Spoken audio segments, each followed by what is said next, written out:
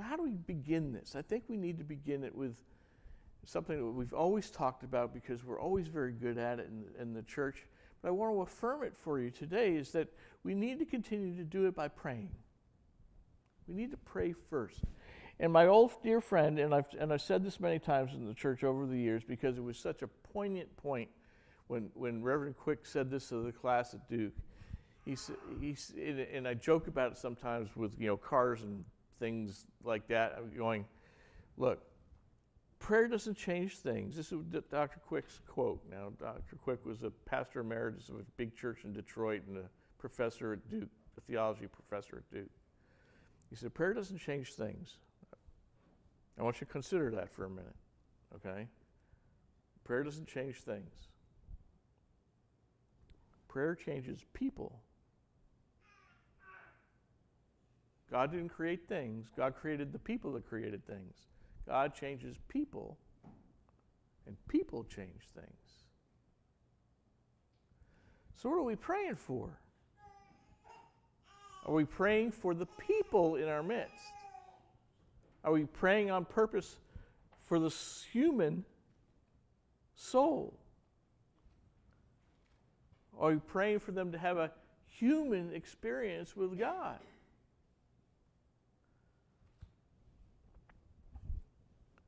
I think we need to do that on purpose.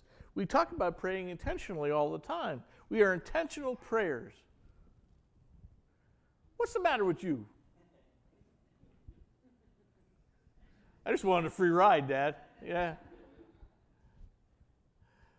But we need to intentionally pray for the people in our lives that have a better understanding of Jesus. We need to intentionally pray for the sick. We need to intentionally pray for the lost. We need to pray for our kids. We need to pray for our spouses. We need to pray for ourselves. How many of you this morning woke up and said a prayer for yourself? Lord, give me the strength to do this. I ask every Sunday. I ask every day. Because I have no idea what the world is going to bring to me. A phone call. I'm in the hospital.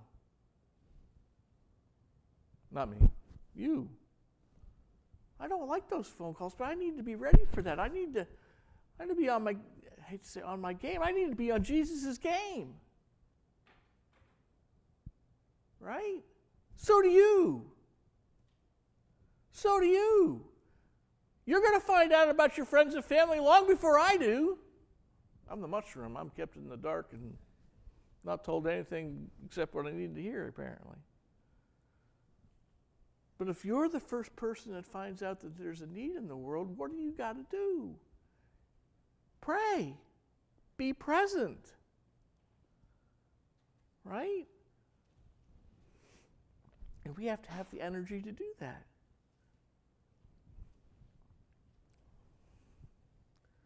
So rest is important. But like my father used to tell me, is you can't sit around resting on your laurels all day long, get your butt up and go to work. That's not the way he said it, but you understand what I mean. We need to be so filled with the Spirit that we can endure the heavy days of our work as disciples of Jesus Christ.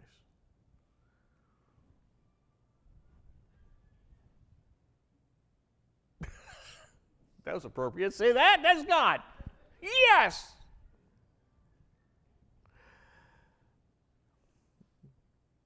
So anyway, look. Jesus took time to rest. He knew when his people were tired. Resting is good. But please don't rest beyond the time that God has given you to do so. We need to continue to engage. We need to continue to be the church. We need to continue to be the servants that Christ has called us to be. And how do we continue to do that? Resting, and then remembering that the time we have is a gift from God. Give God back your time.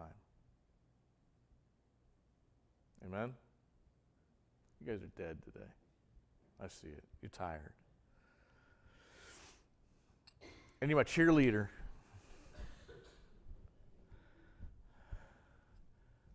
My parting gift to Don, whenever I, retire from this place and leave, is going to be a set of pom-poms.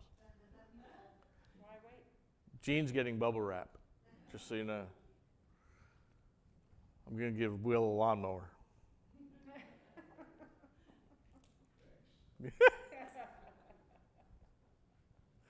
I'm kidding. But a remote control, a Roomba lawnmower. Yeah, there you go. So what do I want you to take away from this today? Look, we're going to be early, and it's okay, too. I'm trying to follow in Beth's footsteps. Don't give up the time that you've dedicated to God. You've got to continue to dedicate that time to God. Be in prayer constantly. Be in prayer always. Be in prayer for the people in your world so that they come to know Jesus Christ. Pray without ceasing. Amen? Work. Rest. Do it for God's glory. God has called you to be the soldiers out there. God has called you to be servants. There's a difference between being disciples and apostles. What's a disciple? A learner of Jesus Christ. What's an apostle? A doer of the word of Jesus Christ. You want that promotion. Do the word of Jesus. If you have to rest, rest. But for the love of God, get back up and get back on the road and do what God has called you to do. Amen? Amen. Let's stand and sing our closing hymn. And if your army's missing, find out where they are.